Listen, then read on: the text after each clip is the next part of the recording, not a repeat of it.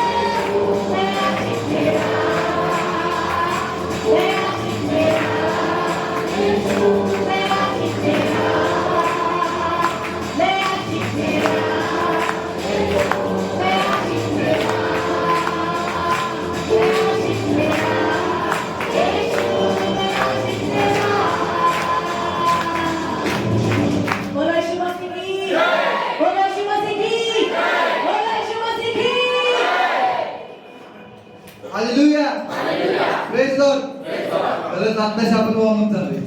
Hallelujah. पुन्हा एकदा गीत गाऊया, परमेश्वराच्या नावाला धन्यवाद देऊया आपण. यीशु है सच्चा गलीलिया, उसके हम भेड़ हैं. हालेलुया. Praise God.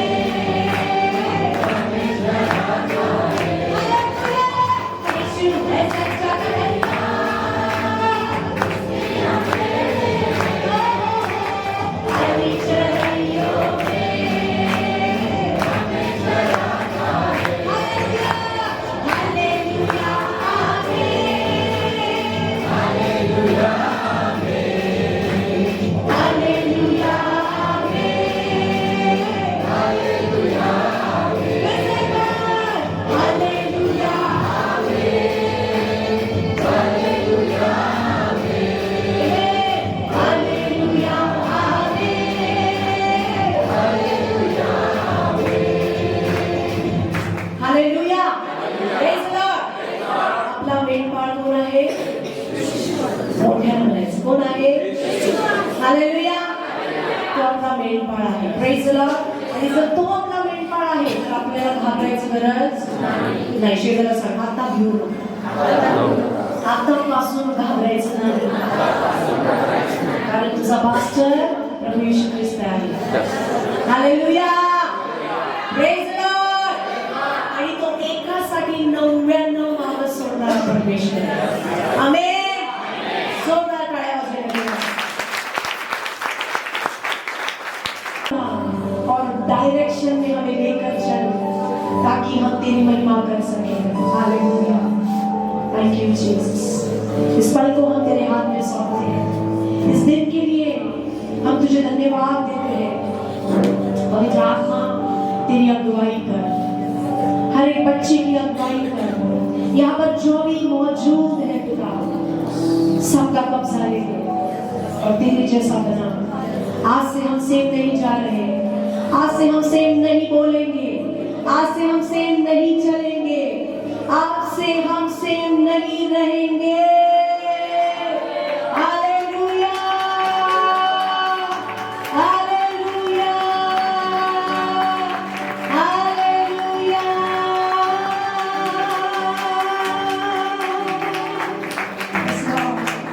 यही होता है तेरी उपस्थिति में। बंधन टूटते हैं, बीमार चंगी होते हैं, अंधे देखते हैं, लंगड़े दौड़ते हैं पिता। और आज से यही होगा। यीशु के नाम में हम घोषणा करते हैं, हम घोषणा करते हैं, हम घोषणा करते हैं, क्योंकि तू यही चाहता है। Hallelujah. Thank you Jesus, thank you Holy spirit, thank you God. Hallelujah. इथे पुढची वेळ आम्ही तुझ्या हातात देतो दे बाबा.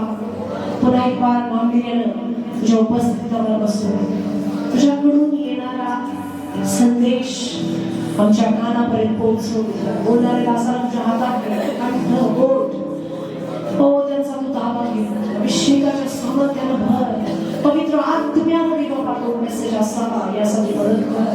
आमचे आत्मिक कान डोळे भर. तो आम्ही स्वीकार आणि तुला शब्दाचं पीक द्यावं असं करू.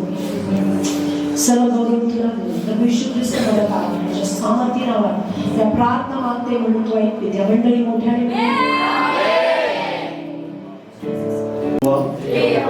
महिमा पराक्रम शोभा और सामर्थ्य वैभव तेरा ही क्योंकि आकाश और पृथ्वी में जो कुछ भी है वह तेरा ही। हे यहोवा राज्य तेरा तू सबों के ऊपर मुख्य और महान है। तू सबों के ऊपर प्रभुत्व करता है। सामर्थ्य और पराक्रम तेरे ही हाथ और सब लोगों को बढ़ाना तेरे हाथ। इसलिए अब के हमारे परमेश्वर हम तेरा धन्यवाद करते हैं और तेरे महिमा युक्त नाम की स्तुति करते हैं। प्रभु तेरे वचन से आज मुझसे बात कर। तेरे वचन को और आमीन में मैं स्वीकार करता हूं। आमीन। परमेश्वर पिता तू हमारे बीच में उपस्थित है पिता और प्रभु जी तेरा भी वचन ऐसा कहता है प्रभु जी जहाँ मेरे नाम से 2 या 3 इकट्ठा होते हैं प्रभु जी वहाँ पर तू है। और तेरे भी वचन के अनुसार प्रभु हमारे बीच में तेरी आत्मा उपस्थित है। हम धन्यवाद देते हैं और तेरी स्तुति और तेरी महिमा करते हुए पिता हम इसके आगे का पूरा समय तेरे हाथों में समर्पित करते हैं। जो भी बातें हम आज सीखेंगे प्रभु जी उन बातों को लेकर प्रभु जी हम अपने जीवन में लागू करें प्रभु समय पिता। हम हर एक जन को प्रभु तेरे हाथों में समर्पित करते हैं। ऐसा कोई ना व्यक्ति हो पिता जो खाली हाथ जाए बल्कि प्रभु जी हर एक जन को प्रभु तुम आशीषित करना। हर एक व्यक्ति तेरी सामर्थ्य और महिमा और तेरी शांति से भरकर जाए प्रभु जी। उस प्रभु जी तेरा अनुग्रह प्रभु जी उनके जीवन में तू मेल दे आज पिता। इस वचन के द्वारा इस प्रार्थना के द्वारा आज इस फेलोशिप के द्वारा प्रभु जी तेरे अनुग्रह को उसके जीवन में हर एक के जीवन में हम मेलते हैं पिता। हमारी प्रार्थनाओं को सुना धन्यवाद देते हैं यीशु मसीह के नाम से आमीन। Praise the Lord. Hallelujah hallelujah. प्रभु का धन्यवाद हो। परमेश्वर हमारे बीच में उपस्थित है। आज एक नया विषय सीखेंगे। परमेश्वर बहुत सारी बातों को हमें सिखाना चाहता है या परमेश्वर बहुत सारी बातों को हमें बताना चाहता है। और कई बार हमने देखा होगा या कई बार हमने उस बारे में सोचा भी होगा लेकिन परमेश्वर का वचन हमें क्या बताता है उन वचनों के माध्यम से सीखेंगे। मत्ती सुसमाचार उसका 25 अध्याय 14 से लेकर 30 तक पढ़ेंगे। एक बहुत ही बड़ा पैसेज है वो लेकिन इतना पढ़ने की हमें आवश्यकता नहीं है। कुछ कुछ बातों को वहां पर हम पढ़ेंगे। मत्ती सुसमाचार उसका 25 अध्याय 14 से 30 तक। आप घर जाकर आराम से उसे पढ़ सकते हैं या उस पर मनन कर सकते हैं लेकिन कुछ बातों को याद पढ़ेंगे। हिंदी में मैं पढ़ता हूँ पहले।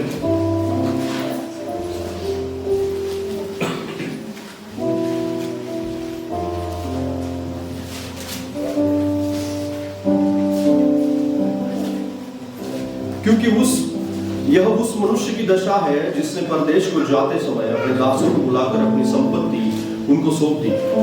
उसने एक को 5 तोड़े और दूसरे को 2 और तीसरे को 1, अर्थात हर एक को उसकी सामर्थ के अनुसार दी, और तब परदेश चला गया। तब जिसको 5 तोड़े मिले थे उसने तुरंत जाकर उसने लेन देन किया और 5 तोड़े और कमाए। और इसी रीति से जिसको 2 मिले थे उसने भी 2 और कमाए। परंतु जिसको 1 मिला था उसने जाकर मिट्टी खोदी और अपने स्वामी के रुपये को छिपा दिया। बहुत दिनों के बाद उन दासों का स्वामी आकर उनसे लेखा लेने लगा। ठीक है, मराठीमध्ये वाचूया 14 पासून 19 पर्यंत। कारण ज्याप्रमाणे परदेशी जाणाऱ्या एका मनुष्याने आपल्या दासांना बोलावून त्याच्यावर आपले मालमत्ता सोपवली, त्याप्रमाणे हे आहे। एकाला त्याने 5,000 रुपये, एकाला 2,000 तर एकाला 1,000 असे ज्याच्या त्याच्या योग्यतेप्रमाणे दिले। आणि तो परदेशी गेला। ज्याला 5,000 मिळाले होते त्याने लागेल जाऊन त्यावर व्यापार केला व आणखी 5,000 मिळवले। तसेच ज्याला 2,000 मिळाले होते त्याने आणखी 2,000 मिळवले। परंतु ज्याला 1,000 मिळाले होते त्याने जाऊन जमीन खणली व ती आपल्या धन्याचा पैसा लपवून ठेवला। मग बराच काळ लोटल्यावर त्या दासांचा धनी आला व त्याच्यापासून हिशोब घेऊ लागला। तेव्हा ज्याला 5,000 मिळाले होते, प्रेज द लॉर्ड, हालेलुया। हमारे बीच में यहाँ पर जो मौजूद लोग हैं, आमच्यामध्ये आपल्यामध्ये जे सगळे या ठिकाणी उपस्थित लोक आहेत त्याच्यामध्ये 3 कॅटेगरी आहेत। 3 कॅटेगरी। पहिला आहे विश्वासणारा, आपल्यामध्ये माझ्याकडे लक्ष द्या। पहिला आहे विश्वासणारा, दुसरं आहे, दुसरी कॅटेगरी शिष्य आहे। काही जण काय शिष्य आहे। तिसरी एक कॅटेगरी आहे ते सेवा करतात। काय करतात? सेवा करतात। काही लोकांचा असा गैरसमज है, कई लोग, कुछ लोग ऐसा मानते हैं कि सिर्फ सेवकों से ही परमेश्वर हिसाब लेगा। किससे लेगा? परमेश्वर सेवकों से, जे सेवा करतात त्यांच्याकडूनच केवळ देव हिशोब घेणार आहे। तेच केवळ हिशोब देण्यासाठी बाध्य आहेत किंवा हिशोब द्यायला त्यांना लागणार आहे। बाकी सगळ्यांना हिशोब देण्याची काही गरज नाही। पण आज तुमच्या डोक्यामध्ये एक गोष्ट अगदी फिट बसवा की तुम्ही विश्वासणारे असाल तरी सुद्धा देव तुमच्याकडे हिशोब मागतो। जर तुम्ही शिष्य असाल तरी सुद्धा देव तुमच्याकडे हिशोब मागतो, आणि जर तुम्ही सेवा करणारे असाल तरी सुद्धा तुमच्याकडे देव हिशोब मागतो। Praise the Lord, hallelujah. हिशोब हा प्रत्येकाला द्यावा लागणार आहे, प्रत्येकाला। माझ्या सहित आपण इथं बसलेला लहानात लहान थोडा जरी त्याने विश्वास ठेवलेला असला त्याला सुद्धा हिशोब द्यावा लागणार। Praise the Lord, hallelujah. प्रत्येक जण हिशोबाच्या त्या वर्तुळामध्ये प्रत्येक जण येतो। आता या तिघांना या ठिकाणी 3 मोहरा दिलेल्या आहेत, आणि हे कधीचं दृश्य आहे माहिती तुम्हाला? कधीचं दृश्य आहे? कहां का है? अंत समय का है। अंत समय, जब प्रभु यीशु मसीह लेखा जोखा लेने के लिए आएगा, जब प्रभु यीशु मसीह हिसाब किताब लेने के लिए आएगा, उस समय का ये दृश्य है। जैसे उसके पहले हम 10 कुमारियों का दृष्टांत सुनते हैं, उसके बाद ये दृष्टांत लिखा गया। उसके बाद में बहुत सारी बातों को हम सुनते हैं जो परमेश्वर प्रभु यीशु मसीह अंत के समय की बातें बता रहे हैं। 24 अध्याय हो या 25 अध्याय हो, आप बाइबल एक सही क्रम में अगर पढ़ेंगे ना तो आपको पता चलेगा। सही क्रम में, सही क्रम से पढ़ने वाले बहुत कम लोग होते हैं, लेकिन अगर आप सही क्रम में पढ़ने वाले लोग हैं तो आपको पता चलेगा कि प्रभु यीशु मसीह क्या बताना चाह रहा है, कब उसने क्या बताया, 24 में क्या बताया, 25 अध्याय में क्या बताया, 26 में क्या बताया, और अंत तक 28 तक परमेश्वर मत्ती सुसमाचार उसका अध्याय में, ये 5-6 अध्याय में परमेश्वर यीशु मसीह क्या बताना चाह रहा है। हालेलुया। अगर आप सही क्रम में पढ़ेंगे तो आपको पता चलेगा कि प्रभु यीशु मसीह हिसाब किताब लेने के बारे में बता रहा है, अंत के समय में बारे में बता रहा है। परमेश्वर यही चाहता है कि हम हर एक व्यक्ति हिसाब देने वाले हैं, तो हिसाब देने के लिए हमारी तैयारी करें, खुद की तैयारी करें कि परमेश्वर हमसे हिसाब लेगा ही लेगा। Praise the Lord. आपल्यामध्ये असे किती लोक आहेत की ज्यांनी देवाला छोटीशी, समजा ते कधी आजारी पडले होते आणि आजारी पडल्यानंतर त्यांनी देवाकडे प्रार्थना केली की प्रभू या आजारातून मला बाहेर काढ, आणि देवाने त्यांची प्रार्थना ऐकली आणि त्यांना परमेश्वराने आजारातून बाहेर काढ। हातवर करा।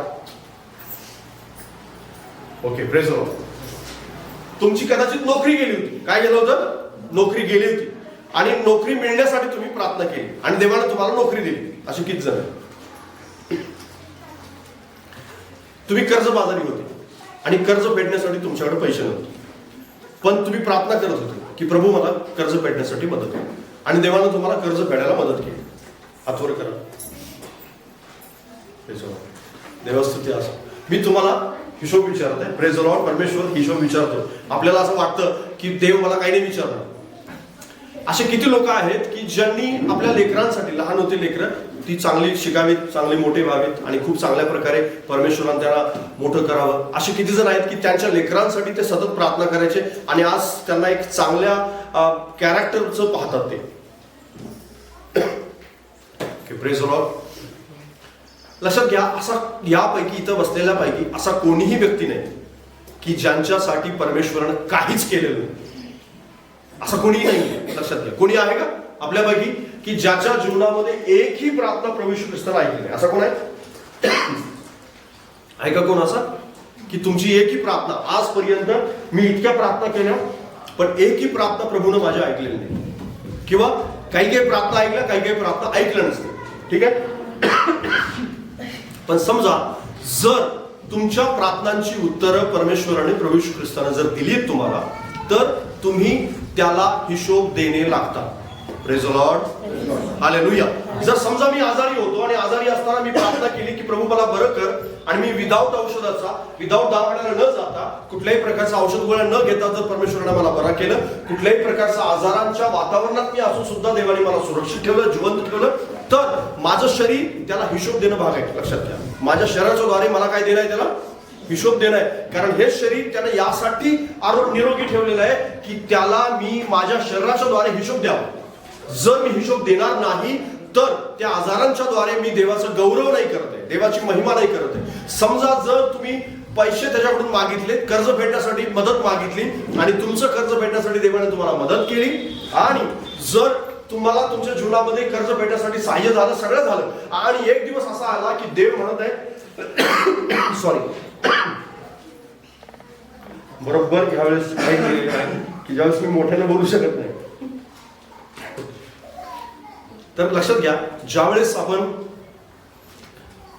देवाकडून प्राप्त करतो, देव आपल्याला यासाठी देतो की आपण त्याचा प्रत्येक गोष्टीचा हिशोब द्यावा. Praise the Lord. आदामाला परमेश्वराने कुठं ठेवलं? एदेन बागेमध्ये. मला वाचा बरं उत्पत्तीचं पुस्तक, याचा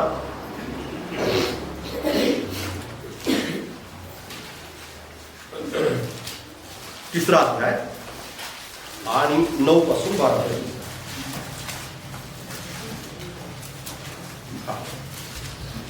तेव्हा परमेश्वर देवाने आदामास हात मारून म्हटले, तू कोठे आहेस?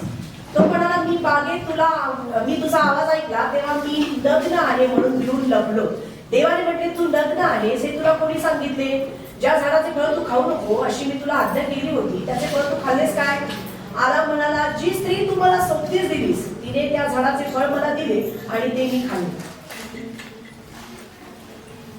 वचन काय सांगतं त्या ठिकाणी की आदाम परमेश्वरा सोबत त्या ठिकाणी जीवन जगत आहे. कारण आदाम आणि हव्वेला परमेश्वराने एदेन बागेत ठेवलेलं होतं. तुम्हाला माहिती आहे, ज्यावेळेस आदाम आणि हव्वा जन्माला यायचे होते किंवा ते अजून तयार झाले नव्हते, त्याच्या अगोदरच देवबापांनी त्यांच्यासाठी सगळी सोय करून ठेवलेली होती.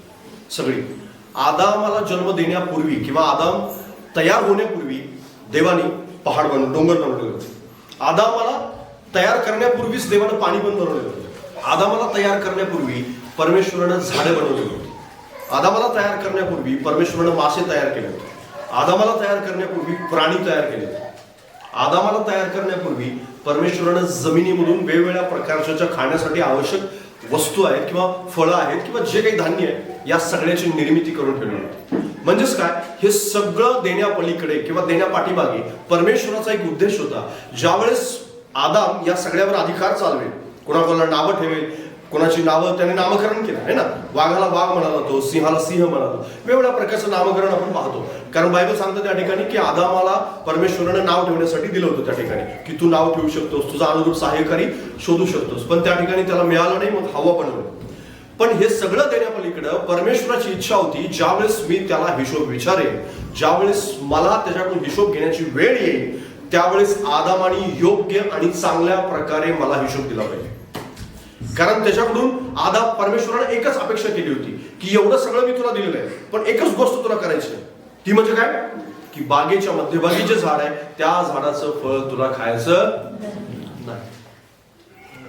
पण हिशोबाच्या बाबतीत मनुष्य सुरुवातीपासून अगदी आदामापासून कमजोर आहे, अगदी आदामापासून. कारण प्रत्येक जण आपण हिशोब देण्यासाठी उत्सुक नसतो. ज्याला आपण मराठीमध्ये उत्तरदायित्व म्हणतो, इंग्लिशमध्ये अकाउंटेबिलिटी म्हटलेलं आहे त्याला, आणि हिंदीमध्ये त्याला जबाबदेही म्हटलेलं आहे. म्हणजेच काय, जे माझ्याकडे येतं, मग मला शारीरिक आरोग्य आहे, पैसा आहे, माझ्याकडे नोकरी आहे, चांगलं फॅमिली आहे, माझ्याकडे चांगल्या वस्तू आहेत, चांगल्या गोष्टीचा मी वापर करतो, माझी गाडी आहे, सगळं जे आहे या सगळ्या गोष्टीचं उत्तर जे आहे हे मला परमेश्वरानं उपभोगासाठी दिलेलं आहे, माझा आनंद पूर्ण करण्यासाठी दिलेला आहे. त्याच्याबरोबर ज्यावेळेस देव मला याचा हिशोब विचारेल की तू काय काय केलं याचं, त्यावेळेस मला त्याचं सगळ्याचं उत्तर द्यायचं. Praise the Lord. आदामाला ज्यावेळेस परमेश्वरानं एदेन बागेत ठेवलं होतं, बागेमध्ये 2 प्रकारची झाडं होती. माहिती आहे तुम्हाला किती झाडं होती? 2 झाडं होती. आणि दोन्ही झाडांचा पत्ता आदामाला माहिती होता. दोन्ही झाडांचा एक झाड कोणतं होतं? लोक विसरतात की जीवनाचं झाड सुद्धा तिथेच होतं. जीवनाचं झाड तिथं होतं, लक्षात घ्या. आणि दुसरं महत्वाचं झाड म्हणजे जे परमेश्वराने सांगितलं होतं की त्याचं फळ खाऊ नको, हे झाड कोणतं होतं? बागेच्या मध्यभागी होतं. आणि जे जीवनाचं झाड आहे त्याचं फळ खाण्यासाठी देवाने मनाई केलेली नव्हती. Praise the Lord. देवाने मनाई केली होती, जीवनाचं झाड खाण्यासाठी मनाई केलेली नव्हती, पण एकच झाडाचं फळ खाण्यासाठी मनाई केलेली होती. नंतर मात्र ज्यावेळेस आदामाने फळ खाल्लं, त्याच्यानंतर देवाने जीवनाच्या झाडावर त्या ठिकाणी पहारा ठेवला. पण पहारा त्याच्या अगोदर होता का? नाही, पहारा त्याच्या अगोदर नव्हता. Praise the Lord. ज्यावेळेस हिशोब द्यायची वेळ येते ना माणसाला, त्यावेळेस अशा प्रकारच्या सगळ्या गोष्टी बाहेर निघतात. सगळं काही परमेश्वर बाहेर काढतो की मी तुला हे सांगितलं होतं, मी तुला ह्या गोष्टी करायला सांगितल्या होत्या, मी तुला यासाठी ही जबाबदारी दिली होती. लक्षात घ्या, ज्यावेळेस पाण्यामध्ये परमेश्वर मासा तयार करतो त्यावेळेस तुम्हाला माहिती आहे पाण्यामध्ये त्याच्यासाठी सगळी व्यवस्था आहे. सगळी व्यवस्था आहे का? पाण्यामध्ये तो आनंदी राहू शकतो. पाण्यामध्ये मासा पाण्यामध्ये पण आनंदी आहे. लक्षात घ्या, मासा पाण्यामध्येच आहे पण त्याचं जेवण पाण्यामध्येच त्याला मिळतं, जमिनीवर यावं लागत, पाण्यामध्येच मिळतं त्याला जेवण. मासा पाण्यामध्येच आहे पण पाण्यामध्ये शरीरातून बाहेर काढण्याची जी अवस्था आहे ती सुद्धा त्याची सोय पाण्यामध्येच करून ठेवतो.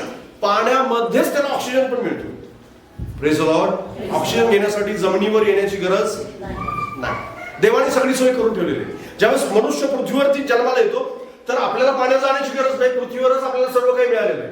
पृथ्वीवरच परमेश्वराने आपल्यासाठी झाडं निर्माण केली, सर्व काही गोष्टी तयार केल्या. म्हणजेच काय, देव तुमच्या आणि माझ्यासाठी सगळ्या व्यवस्था ह्यासाठी करतो की योग्य वेळेस ज्यावेळेस आपल्याला हिशोब विचारण्याची वेळ येईल त्यावेळेस आपण योग्य रीतीनं आपलं माइंड जागेवर ठेवून आपण त्याला हिशोब द्यावा. Praise the Lord. मी तुम्हाला प्रस्तावना सांगत आहे सुरुवातीला. बरेच लोक असं म्हणत आहेत की शिष्य किंवा विश्वासदार यांना हिशोब देण्याची गरज नाही. हा दाखला जो आपण मत्तयाच्या शुभवर्तमानात वाचला तो दाखला केवळ पास्टर लोकांसाठी आणि सेवा करणाऱ्यांसाठी आहे. असं जर तुमचा गैरसमज असेल तर त्या गैरसमजातून बाहेर या. सगळ्या विश्वासणाऱ्यांना, कारण मी जे आता तुम्हाला सगळं सांगितलं हे सगळं आपल्याला परमेश्वराने देऊ केलेलं. Praise the Lord. आदामाला जसं देऊ केलं होतं तसं आपल्याला पण देऊ केलं. कित्येक लोक या ठिकाणी आहेत की ज्यांना परमेश्वराने नोकरी दिली, काम दिले, जे निराश होत होते त्यावेळेस त्यांना शांती दिली, त्यावेळेस त्यांना परमेश्वरानं आनंद दिलाय. कित्येक जण आपल्यापैकी अशा आहेत की त्यांना परमेश्वरानं ते ज्यावेळेस अडचणीत होते त्यावेळेस त्यांनी सांभाळलेलं आहे, एकटे होते त्यावेळेस त्यांना धीर दिलेलं आहे, धाडस दिलेलं आहे. असे कित्येक जण आहेत की ज्यांना परमेश्वरानं आतापर्यंत आत्मिकतेमध्ये वाढवलेलं आहे. असे कित्येक जण आहेत की ते काहीच नव्हते सुरुवातीला पण परमेश्वरानं त्याला एक वेगळ्या उंचीवरती आणलेलं आहे. हालेलुया. पास्टर वेगळी जबाबदारी सांभाळतात, देवाचे सेवक वेगळी जबाबदारी सांभाळतात, त्यांना हिशोब वेगळ्या स्वरूपात द्यावा लागेल, पण शिष्याला एक वेगळ्या स्वरूपात हिशोब द्यावा लागेल. तुम्ही जर असं म्हणत असाल की मी पवित्र आत्म्याचं दान केवळ मिळवलेलं आहे, पवित्र आत्मा ज्यावेळेस तुमच्यावर येतो ना त्यावेळेस बायबल काय सांगतं माहिती आहे? 120 लोकांच्या वरती पवित्र आत्मा. किती लोकांच्या वर पवित्र आत्मा आला? 120. तुम्हाला माहिती आहे त्यावेळेस ज्यावेळेस पवित्र आत्मा उतरला, पवित्र आत्मा कोणत्या ठिकाणी उतरला? माडीवर. आणि खाली लोक काय करत होते? माडीवर खाली ज्यावेळेस खाली गर्दी जमली होती ती कशासाठी होती? ते बघायला नाही आले. तुझा गैरसमज आहे. ते सगळेजण वल्लाळ. त्या दिवशी काय होतं माहिती आहे? पेंटेकॉस्टचा दिवस होता. सगळेजण सणासाठी आले होते, देवाच्या मंदिरामध्ये आले होते, सगळेजण मंदिरात आले होते. कशासाठी? देवाची भक्ती करण्यासाठी आले होते, प्रार्थना करण्यासाठीच आले होते सगळेजण, देवाचं गौरव करण्यासाठीच आले होते सगळेजण. ते सगळे लोक बघण्यासाठी नव्हते आले. त्याला काय माहिती 120 लोक माडीवरती प्रार्थना करतात, त्याला काहीच माहित नव्हतं. ते सगळेजण मंदिरात प्रार्थना करण्यासाठी आले होते. व ज्या तो जो सण होता तो पेंटिकॉस्टचा सण होता. आणि पेंटिकॉस्टचा सण यहुदी लोकांसाठी खूप महत्वाचा सण असतो. आणि तो सण साजरा करण्यासाठी ते आले होते सगळे. आणि सण साजरा करण्यासाठी आले होते त्या सगळ्या लोकांच्यावर, ते काय अधार्मिक लोक नव्हते, ते देवाला ओळखणारे, खऱ्या जिवंत परमेश्वरावर, यहोवावर विश्वास ठेवणारे होते. पण त्या कुणावरही पवित्र आत्मा आला नाही. केवळ 120 लोकांच्या वरती पवित्र आत्मा आला. मंदिरात सण साजरा करणाऱ्यांच्या वतीने आला, प्रार्थना करण्यासाठी, त्या ठिकाणी बलिदान करणारे, त्या ठिकाणी सण चांगल्या प्रकारे त्या ठिकाणी आराधना करण्यासाठी आलेले यरूशलेमात एकत्र जमले होते. त्या लोकांच्यावर पवित्र आत्मा उतरला नाही. पवित्र आत्मा केवळ 120 लोकांच्या वरती उतरला. कशासाठी उतरला 120 लोकांच्यावर? कशासाठी उतरला? कशासाठी उतरला? पवित्र आत्मा अकाउंटेबिलिटी घेऊन येतो. लक्षात घ्या, पवित्र आत्मा काय घेऊन येतो? जबाबदारी घेऊन येतो. पवित्र आत्मा ज्यावेळेस जो व्यक्ती जबाबदारी पार पाडण्यासाठी तयार आहे, त्याच्याच शरीरावरती पवित्र आत्मा उतरतो. बरेच लोक मी पाहतो की माझ्यावर पवित्र आत्मा यावा. जर तुम्ही आरोग्यासाठी प्रार्थना करत नसाल कदाचित, पण काही लोक पवित्र आत्म्याने भरण्यासाठी प्रार्थना करतात. पण पवित्र आत्मा तुमच्यामध्ये जर काही काम करून घेणार आहे, तुम्हाला काहीतरी जबाबदारी देणार आहे, त्याच वेळेस तुमच्यावर पवित्र आत्मा येणार. Praise the Lord. आणि समजा जर तुम्हाला मिळालेला आहे आणि अजूनपर्यंत तुम्ही जबाबदारी पारच नाही पाडली, तुम्ही अकाउंटेबिलिटी म्हणजे जर तुम्ही कोणत्याही प्रकारचं देवाबाबतीत उत्तरदायित्वच तुमचं नसेल, तर पवित्र आत्मा निघून जाणार. कारण पवित्र आत्मा तुम्हाला प्रार्थना करायला लावणार, पवित्र आत्मा तुम्हाला सुवार्ता सांगायला लावणार. पवित्र आत्म्यानं भरलेला मनुष्य सुवार्ता सांगू शकत नाही असं जर कोण म्हणत असेल तर त्याच्यात पवित्र आत्मा नाही. लक्षात घ्या. कारण अकाउंट म्हणजे ज्याला आपण जबाबदारी म्हणतो किंवा ज्याला आपण हिशोब घ्यायला म्हणतो, पवित्र आत्मा काम करून घेण्यासाठी येतो. पवित्र आत्मा आपला काय मार्गदर्शक आहे. पवित्र आत्मा आपल्याला गाईड करतो, मदत करतो, सहाय्य करतो, आपल्याला वाट चांगली दाखवतो. पवित्र आत्मा आपल्याकडून प्रार्थना करून घेतो, सुवार्ता सांगून घेतो, संदेश सांगायला मदत करतो, लोकांसाठी वेगवेगळ्या प्रकारचे उपदेश सांगायला मदत करतो, सल्ला सांगायला मदत करतो. पण तुम्हाला माहितीये बरीच लोक कशा बाबतीत जास्त हिशोब देतात माहितीये, कशा बाबतीत जास्त काम करतात. पवित्र आत्मा आल्यानंतर आजकाल एक फॅशन झालेली, एक तर जास्त करून मंडळ्या करण्यासाठी किंवा जे चाललेलं आहे मंडळांचं काम ते डिस्टर्ब करण्यासाठी काम करणारे भरपूर जण आहेत. डिस्टर्ब करण्यासाठी वेगवेगळ्या प्रकारचं डिस्टर्ब करतात, वेगवेगळ्या प्रकारच्या डिस्टर्बन्स निर्माण करण्यासाठी काम करतात. आणि त्यांना असं वाटतं की मी ह्याच गोष्टीचा हिशोब जास्त देणार. पण तुम्हाला माहिती आहे बायबल असं सांगतं, बोललेल्या प्रत्येक शब्दाचा हिशोब द्यावा. बोललेल्या प्रत्येक शब्दाचा बायबलमध्ये लिहिलेलं आहे की बोललेल्या प्रत्येक शब्दाचा. मग तुम्ही हसी मजाक मध्ये बोलला असाल त्याचा हिशोब द्यावा लागेल. मग कुणाला हिशोब द्यावा लागेल? जगातल्या प्रत्येक माणसाला द्यावंच लागेल. पण विश्वासणारे त्याच्यापासून सुटलेत का? नाही. मी ह्या काळामध्ये, आपण कधी नंतर पाहूया, या काळामध्ये मी एका गोष्टीवरती अभ्यास करत होतो की बायबलमध्ये काय काय रिवॉर्ड दिलेले किंवा काय काय बक्षीस दिलेलं आहे. स्वर्गामध्ये काही लोकांना काही बक्षीस मिळणार आहे आणि त्या बक्षिसांच्या विषयी मी पाहत होतो, बायबलमधून शोध केला मी. आणि मला असं आढळलं की स्वर्गामध्ये खूप उंच पदावर सुद्धा काही लोक असणार. उंच पदावर म्हणजे त्यांच्या हातात खूप मोठा अधिकार असणार स्वर्गामध्ये. त्यांच्यावर बायबलमध्ये ह्या गोष्टी दिल्या. म्हणजे ज्यांच्याकडे मुकुट असेल, त्यांच्याकडे अधिकार असेल. आणि जशा प्रकारे 24 वडिलांच्या विषयी बायबलमध्ये लिहिले का बायबलमध्ये? मी स्पष्टीकरण याचं नंतर देईन. पण स्वर्गामध्ये खूप अधिकार असणारे पण लोक आहेत. त्याच्या खालोखाल काही गिफ्ट असणारे पण काही लोक आहेत. जसं पांढरा खडा लिहिलेला आहे बायबलमध्ये, प्रकटीकरणाच्या पुस्तकामध्ये, असं जीवनाचं वेगवेगळ्या प्रकारचं असं उदाहरणं बायबलमध्ये लिहिलेले. काही लोक असे असतील की जे पूर्ण रिकामे असतात, पूर्ण रिकामे, त्यांच्या जर काहीच नसतं, कोणतं बक्षीस नाही, मुकुट नाही, काय नाही, काय नाही, स्वर्गात असतात पण रिकामे असतात. कुठे असतात? स्वर्गात असतात पण रिकामे असतात. काही जण भासलेल्या अवस्थेत असतात, स्वर्गातच असणार पण कसल्या अवस्थेत? जळालेल्या अवस्थेत. बायबलमध्ये लिहिले हे सगळं, मी नाही सांगत आहे तुम्हाला, माझ्या मनचं नाही हे सगळं, बायबलमध्ये लिहिले. त्याचं स्पष्टीकरण मी नंतर देईन. पण ते भाजलेल्या अवस्थेत, जळालेल्या अवस्थेत असतात स्वर्गात. हे सगळं कशामुळे माहितीये? हिशोब ज्यावेळेस घेतला जाईल त्यावेळेस हे सगळं दिलं जाईल. कारण हिशोब घेतल्याशिवाय बक्षीस नाही मिळत. ज्यावेळेस विचारलं जातं हिशोब, त्यावेळेस तू हा केलेस का, हे केलेस का, मग तुला हे बक्षीस, तू हे केलेस का, तुला हे बक्षीस, हे नाही केलं का, नाही तुला मिळणार. आणि मग काही लोकांना रिकामं का ठेवण्यात येईल? कारण त्यांनी हिशोब द्यायला चुकणार आहेत. ते लोक हिशोब देऊ शकणार नाही आणि म्हणून त्यांच्या बाबतीत असं होणार. आदामाला परमेश्वराने सगळे रिसोर्सेस दिले. तुम्हाला सगळे रिसोर्सेस यासाठी देऊ केले देवाने की तुम्ही योग्य वेळेस, ज्या वेळेस तुम्हाला देव तुमच्याकडून काहीतरी मागणी करेल त्यावेळेस तुम्ही त्याला द्या. हालेलुया. तुम्ही जर ते देऊ शकत नसाल तर लक्षात घ्या, तुम्हाला दिलेल्या सगळ्या गोष्टीचा एक दिवस आज परमेश्वर का करत नाही माहिती? आज तुम्हाला असं वाटत असेल की जे लोक जगामध्ये करोडो अब्ज रुपये त्यांच्याकडे आहेत, देव त्याच्याकडून मागून घेत नाही, त्याच्याकडून डिस्काउंट घेत नाहीये. एक दिवस असा येईल की ज्या वेळेस त्यांना सुद्धा हिशोब मागण्यात येईल. एक दिवस असा येईल की त्यांना सुद्धा हिशोब विचारण्यात येईल, त्यांना सुद्धा ह्या सगळ्या गोष्टी विचारण्यात येतील. पण तुमची आणि माझी जबाबदारी, आज तुम्हाला मला बायबल माहिती आहे, वचन माहिती आहे, प्रार्थना माहिती आहे, या सगळ्या गोष्टी माहिती आहेत, तर तुम्ही आणि मी आपण योग्य प्रकारे हिशोब देण्यासाठी तयार आहे. बायबलमध्ये असे भरपूर लोक आहेत की ज्यांनी देवाला हिशोब देण्यासाठी आपल्या स्वतःची तयारी केली. जर तुम्ही वाचलं 11 शमूएलचं पहिले शमूएल,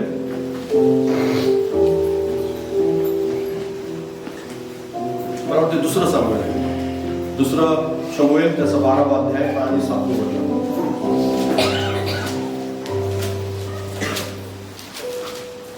नाथान दाविदास म्हणाला, तो मनुष्य तूच आहेस. इस्रायलाचा देव परमेश्वर म्हणतो, मी तुला अभिषेक करून इस्रायलाचा राजा केले व तुला शौलाच्या हातातून सोडवले. मग तुझ्या स्वामीचे मंदिर मी तुला दिले. बघा, परमेश्वर त्याच्या कामांची काय करताय बरं या ठिकाणी? आपण असं म्हणतो की त्याची जी कामं परमेश्वराने केली त्या सगळ्या कामांची यादी वाचून दाखवत आहे.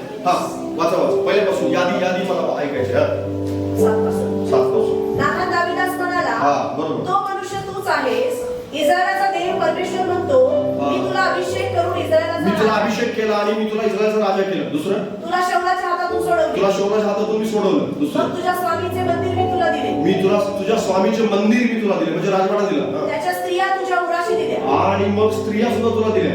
इस्रायल व यहूदा याचे घराणे तुला दिले. इस्रायल आणि घराणं सुद्धा मी तुझ्या अधीन केलं. एवढे जर थोडे झाले असते तर मी तुला आणखी हवेने दिले असते. आणखी हवं दिलं असतं. Praise the Lord. हालेलुया. तुम्हाला माहिती आहे ही घटना कोणती आहे? नाथान संदेशा दाविदाकडे जाऊन त्याच्या पापाची जाणीव त्याला करून देते. ही घटना त्या ठिकाणी आहे आणि ही घटना आपल्याला ह्या गोष्टीची जाणीव करून देते की देव राजाकडून सुद्धा हिशोब मागतो. Praise the Lord. कुणाकडून हिशोब मागतो? राजाकडून. जो राजा त्याच्या मनासारखा राजा होतो. तुम्हाला माहिती आहे मनासारखा दाविदा कुणाच्या मनासारखा होता? देवाच्या मनासारखा होता. आणि देवाच्या मनासारखा असून सुद्धा देवानं आपल्या सगळ्या कामांची यादी त्याला वाचून दाखवली आपल्या संदेशाद्वारे. आणि तो असं म्हणाला की मी तुला शौलाच्या हातून सोडवलं, मी तुला राजा केलं, मी तुला स्त्रिया दिल्या. म्हणजेच काय? बायबल आपल्याला या गोष्टीची आठवण यासाठी करून देतं की मी तुला हे देऊ केलेलं आहे, यासाठी देऊ केलंय की तू माझ्या अध्यापन आहे. Praise the Lord. हालेलुया. ज्यावेळेस मी हिशोब विचारली त्यावेळेस मला योग्य हिशोब मिळाला पाहिजे. आणि जर नाही मिळाला तर त्याचा हिशोब घेण्याची जी पद्धत आहे ना ती खूप वेगळी आहे. त्याच्या हिशोबात आपण कुठे बसू शकत नाही. आणि तुम्हाला माहिती आहे दावीद शांत बसला कारण दावीदाला चांगलं माहिती होतं देव काय आहे, देव काय आहे ते चांगलं माहिती होतं. नाथानाला त्याने उलटून एक शब्द बोलला नाही. तो म्हणाला हो मला मान्य आहे, माझी चूक मला मान्य आहे. यामध्येच खरं त्याचं सात्विकता लाभलेली होती आणि या सात्विकतेद्वारेच त्याचं जीवन वाचलं गेलं आपल्याला माहिती आहे. तो अक्षरपासून पळाला 7 वर्षांनंतर ही घटना घडल्यानंतर 7 वर्षांनी त्याला शिक्षा मिळाली. त्यानंतर परत तो आला, परत राजा झाला. सगळ्या गोष्टी आपल्याला पाहायला मिळतात. त्याच्यानंतर स्तोत्र 51 त्याने लिहिलं आणि तो अशी प्रार्थना करतो की प्रभू माझ्या हिशोबाने माझा पाप मला धुवून काढ आणि मला माझ्याकडे पुन्हा एकदा शुद्ध हृदय उत्पन्न कर. Praise the Lord. हालेलुया. तुम्हाला माहिती आहे ज्यावेळेस तुम्हाला परमेश्वराने दिलेल्या आशीर्वादाची ज्यावेळेस आठवण राहते ना आपल्या अंतःकरणामध्ये, तुम्ही रोज देवाला हिशोब देणार असता. प्रभूजी आज मला तू दिलेला हा टाइम, त्याच्या टाइम बद्दल मी तुला काय देणार आहे? हिशोब देणार. तुम्हाला माहिती आहे आपल्या वेळेचा आपल्याला हिशोब द्यायचा आहे, आपल्याला पैशाचा हिशोब द्यायचा आहे, आपल्याला आपल्या आरोग्याचा हिशोब द्यायचा आहे, आपलं शरीर जे आहे आपल्या जवळ त्याचा हिशोब आपल्याला द्यायचा आहे. ज्यावेळेस आपले आशीर्वाद आहे, तुम्ही आशीर्वाद मागत असाल, प्रभू मला इथून येऊ दे, इथून येऊ दे, इथून येऊ दे, या सगळ्या आशीर्वादाचा तुम्हाला हिशोब द्यायचा आहे. प्रत्येक गोष्टीचा तुम्हाला हिशोब द्यावाच लागणार आहे. प्रत्येक जे देवाचे सेवक आहेत किंवा शिष्य म्हणतात स्वतःला, त्यांना परमेश्वराने दिलेल्या प्रत्येक गिफ्टचा हिशोब द्यायचा. Praise the Lord. तुम्हाला संदेश सांगण्याचं गिफ्ट आहे त्याचा हिशोब द्यायचा तुम्हाला. तुम्हाला जर असं वाटतं मला आरोग्य दानाचं कृपादान परमेश्वराने दिलं त्याचा हिशोब द्यायचा आहे. तू किती लोकांच्या डोक्यावर हात ठेवून प्रार्थना केलीस. तुम्हाला जर सल्ला सांगण्याचा हिशोब परमेश्वराने दान दिलेलं आहे तर त्या दानाचा हिशोब द्यायचा आहे. किती लोकांची मनं खराब केलीस आणि किती लोकांना चांगल्या वाटेवरती नेलं हे दाखवायचं आहे. कारण परमेश्वर दाखवून दे काय बाहेर सगळी हे व्हिडिओ बाहेर काढा. कारण लक्षात घ्या तिथं खोटं बोलून चालतं का? अजिबात नाही. देवान जर तुम्हाला कोणाला तर समजावून सांगण्याचं दान दिलेलं असेल, काही लोकांना मी ओळखतो की जे लोक समजावून सांगण्याच्या नाटकाखाली आत्मिकतेचा मुखवटा परिधान करून त्याची वाट लावतात. कित्येक विश्वास त्यांची वाट लावली ते समजावून सांगतातच खरे. त्या माणसाला पण असं वाटतं की हे मला समजावून सांगताय, पण ते खरे समजावून नसतं सांगत. ते काय करत असतात, त्याचं डोकं खराब करतात. तुम्हाला माहिती आहे, देव याचा हिशोब नाही विचारतो. देव याचा हिशोब विचारतो. कारण मी तुला वाट लावण्यासाठी दान नाही दिलेलं. मी डोक्यावर हात ठेवून त्याचं जीवन ते माझ्यापासून लांब घेऊन जाण्यासाठी मी तुला डोक्यावर हात ठेवायला नाही सांगितले. मी डोक्यावर हात ठेवायला यासाठी सांगितले की तू हात ठेवशील आणि तू माझ्याशी जोडला जाईल. Praise the Lord. तू प्रार्थना करशील आणि तू माझ्याशी जोडला जाईल. तू ज्यावेळेस त्याला काहीतरी समजावून सांगशील आणि तू माझ्याशी संलग्न राहील. जर तो बापाकडे जात असेल तुझ्या सांगण्याने किंवा तुझ्या फोन कॉलनी किंवा तुझ्या तासभर तिथे बसल्याने, तर मी त्याचा हिशोब विचारतो. हे सत्य लक्षात घ्या. बायबल आपल्याला दान देतं, त्याचा दानाचा पण हिशोब विचारतो. तुम्हाला पवित्र आत्मा दिलेला आहे, पवित्र आत्मा दिलेल्या गोष्टीचा पण हिशोब विचारेल तुम्हाला. शास्त्री पुरुषांना दिला नाही देव बापाने पवित्र आत्मा, 120 लोकांना दिला. कारण त्याला माहिती होती की 120 लोक मला चांगला हिशोब देतील. शास्त्री पुरुष चांगले तिथे बसलेले होते. ते पण प्रार्थना करायलाच आले होते मंदिरामध्ये, पण त्यांना दिलेलं नाही. लक्षात घ्या, ते भलेही बरोबरच्या अंतकरणाने प्रार्थना करत असतील, पण धार्मिक कामच करत होते ते सगळं. पण या ठिकाणचे जे लोक होते ते मात्र हिशोब देण्यासाठी सक्षम होते. हिशोब देण्यासाठी त्यांची तयारी होती. आणि म्हणून तर त्यांना पवित्र आत्मा मिळाला. पवित्र आत्मा काही लोकांना मिळतो, काही लोकांना नाही मिळत. पवित्र आत्मा काही लोकांच्या मध्ये काम करतो, काही नाही लोकांच्या नाही काम करत. याचं कारणच हे आहे की देव हिशोब ज्यावेळेस विचारेल ना त्यावेळेस ते हिशोब देऊ शकणार नाही. जर तुम्हाला मिळालं नसेल तर तुम्ही अजून हिशोब देण्यासाठी आपलं शरीर तयार केलं नाही. जर तुम्हाला पैसा मिळाला नसेल तर त्या पैशाचा हिशोब ज्यावेळेस घेतला जाईल ना, तुम्हाला माहिती आहे इन्कम टॅक्स असेल, ईडी असेल, असे बरेच काय काय आहे, सरकारी संस्था सोडा, पण देव ज्यावेळेस हिशोब घ्यायला येतो ना, कोणी देऊ शकत नाही. तुम्ही सरकारी संस्थांना फसवू शकता, पण देवाला नाही फसवू शकत. देवाला फसवणं खूप कठीण आहे. म्हणून काय करा की ज्यावेळेस तुम्ही दान मागता, आशीर्वाद मागता, ज्यावेळेस तुम्ही देवाकडून प्रार्थना मागता, आरोग्य मागता, त्यावेळेस याची पहिले तयारी करा की प्रभू ज्यावेळेस ही गोष्ट वापरण्याची वेळ येईल त्यावेळेस मी तुझ्या गौरवासाठी वापरतो. Praise the Lord. दाविदाला परमेश्वर सगळं काही दिलं आणि त्याला असं वाटलं की आता देव कशाला काय मला विचारतोय, मी राजवाड्यात राहतो, मी राजा आहे, मी कुणाचीही पत्नी उचलून आणू शकतो आणि कसल्याही प्रकारे माझं वर्तन असू शकेल, असं मला काही फरक पडणार नाही. पण देव कुठंतरी नाथानाच्या स्वप्नामध्ये गेला. नाथानाला दृष्टांत द्यायला होता आणि त्याला सांगितले जा दाविदाला जाऊन सांग की तू केलेलं गुप्तपणे केलेलं पातळ हे मला माहिती आहे, हे माझ्यापासून लपलेलं नाही. लक्षात घ्या, गुप्तपणे जरी केलं असेल दाविदाने, कुणालाच माहित नव्हतं, पण दाविदाला चांगल्या प्रकारे माहित होतं, नाथानाला माहित होतं, देवाला माहित होतं. देवाने हिशोब घेतला आणि तुम्हाला माहिती आहे परमेश्वर त्याच्यानंतर दाविदाने कधी पाप केलं नाही. सगळ्यांनाच अशा प्रकारची संधी मिळेल किंवा सगळेजण पश्चाताप करतील असं नाही, पण जर तुम्हाला अशी संधी मिळाली तर त्या दिवशीच पश्चाताप करा. आजच तुम्हाला असं वाटत असेल की प्रभूला मी जे काही प्रभूने मला दिले त्याचा योग्य हिशोब दिला नाही, त्यामुळे देवाने माझ्याकडून काय घेतलं. तुम्हाला माहिती एक स्त्रीच्या बाबतीत दाविदाने चूक केली. तुम्हाला माहिती आहे त्याच्या 10 स्त्रिया काढून घेतल्या होत्या. 10. तो म्हणाला की हे सगळं घेऊन जायला लागेल आणि सगळं घरदार सगळं सोडून जावं लागलं आणि अनवाणी चालला. बायबल सांगतं दावीद अनवाणी चालला आणि तो त्या ठिकाणी म्हणत चालला की प्रभूनं माझ्यावर दया करावी, प्रभूनं माझ्यावर दया करावी. परमेश्वर काढून घेतो, हिशोब ज्यावेळेस येतो त्यावेळेस तो काढून घेतो आणि काढून घेतल्यानंतर मात्र खूप मोठा पस्तावा करावा. आणि म्हणून ज्यावेळेस आपल्याजवळ आहे त्यावेळेस आपण काय करायला हवं, हिशोब द्यायला हवं. दाविदाला सुद्धा देवाने सोडलं नाही. शल्मोनाला जेव्हा परमेश्वरानं सगळं काही दिलं होतं, तुम्हाला माहिती आहे परमेश्वर त्याला वारंवार आठवण करून देतं, हे सगळं तुला कोण दिलेलं आहे, मी दिलेलं, सगळं मी दिलेलं आहे. आणि तसा दावीद फिरला देवाकडे तशा प्रकारे शल्मोन नाही फिरला. आणि म्हणून शल्मोनाला परमेश्वराने सांगितलं मी हिशोब घेतलेला आहे आणि तू हिशोबाद्वारे असं ठरलेलं आहे की तुझ्या मुलाला तुझं राज्य मिळणार नाही, हे तुझ्या सेवकाला मिळेल. हे शल्मोनाला सांगतात, जो शल्मोन सगळ्यात ज्ञानी पण आपल्या मुलाला शहाणं करू शकला नाही. लक्षात घ्या, का करू शकला नाही, त्याचं कारण काय होतं, कारण देव ज्यावेळेस हिशोब घ्यायला आला त्यावेळेस योग्य हिशोब देता आला नाही. योग्य हिशोब ज्यावेळेस तर तुम्हाला देता आला, अकाउंटेबिलिटी तुमच्या अंतःकरणामध्ये जर असेल, त्याला जबाबदेही म्हणतो हिंदीमध्ये आपण, ते उत्तरदायित्व जर तुमच्या अंतःकरणामध्ये असेल तर तुम्ही योग्य आणि चांगल्या प्रकारे ते काम करू शकताय. जर तुम्ही वाचलं माझ्या बरोबर गलतीकरस पत्र 2 अध्याय 11वं वचन.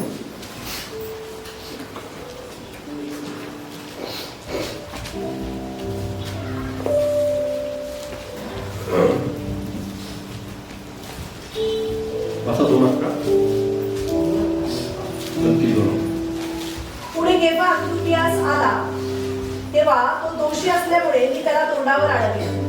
कारण याकोबाकडील कित्येक जण येण्यापूर्वी तो परराष्ट्रीयांच्या पंक्तीस असत, परंतु ते आल्यावर तो सुंदर झालेल्या लोकांना भिवून माघार घेऊन वेगळा राहू लागला.